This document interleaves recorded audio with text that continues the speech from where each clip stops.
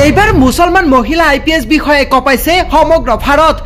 কৃষকৰ কন্যা আইপিএছ ইলমা আফৰোজ প্ৰেৰণাৰ উৎস আইপিএছ ইলমা আফৰোজ এইবাৰ কপাইছে সমগ্ৰ ভাৰত এই ভিডিঅটো আপোনালোকে যিমান পাৰে শ্বেয়াৰ কৰি দিয়ক আৰু ভাৰতৰ চুকে কোনে সকলোকে যাতে চাব পাৰে ভিডিঅটো কিয়নো এই ভিডিঅটোৰ পৰা এটা কথা স্পষ্ট হৈছে এগৰাকী কন্যা সন্তানে নিজ পিতৃক হেৰুৱাৰ পিছতো কিমানখিনি আগবাঢ়িব পাৰে হয় আপুনি ঠিকই শুনিছে এইগৰাকী মহিলা আইপিএছ বিষয়া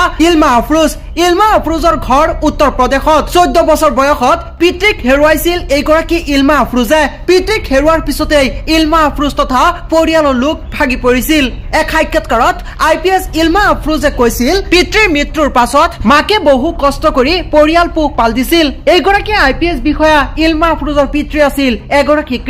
কৃষকৰ কন্যা আইপিএছ ইলমা আফৰোজ এইবাৰ প্ৰেৰণাৰ উৎস হৈ পৰিছে কিয়নো ইলমা আফৰোজৰ যেতিয়া বয়স আছিল 26 বছৰ নিউয়ৰ্কত স্থায়ীভাৱে থাকিবলৈ লোৱাৰ পিছতো উত্তৰ প্ৰদেশলৈ আহিছিল ইউপিএছচি পৰীক্ষা দিবলৈ ইউপিএছচি পৰীক্ষাত অৱতীৰ্ণ হৈছিল ইলমা আফৰোজ আৰু ইলমা আফৰোজে 2018 চনত আইপিএছ হ'বলৈ সক্ষম হৈছিল আৰু ইলমা আফৰোজে সংবাদ মাধ্যমৰ আগত কয় নিজ পিতৃক হেৰুৱাৰ পাছত তেওঁলোকৰ সংসাৰত বহু অভাৱ অনাটনৰ সৃষ্টি হৈছিল আৰু সকলো বাধাক নেওচি ইলমা আফৰোজে অক্সফোৰ্ড বিশ্ববিদ্যালয়ত অধ্যয়ন কৰিবলৈ লৈছিল অক্সফোৰ্ড বিশ্ববিদ্যালয়ত অধ্যয়ন কৰাৰ পাছত নিউয়ৰ্কত থকাকালীন অৱস্থাত ইউপিএছচি পৰীক্ষা দি 2018 চনত আইপিএছ বিষয়া হ'বলৈ সক্ষম হৈছে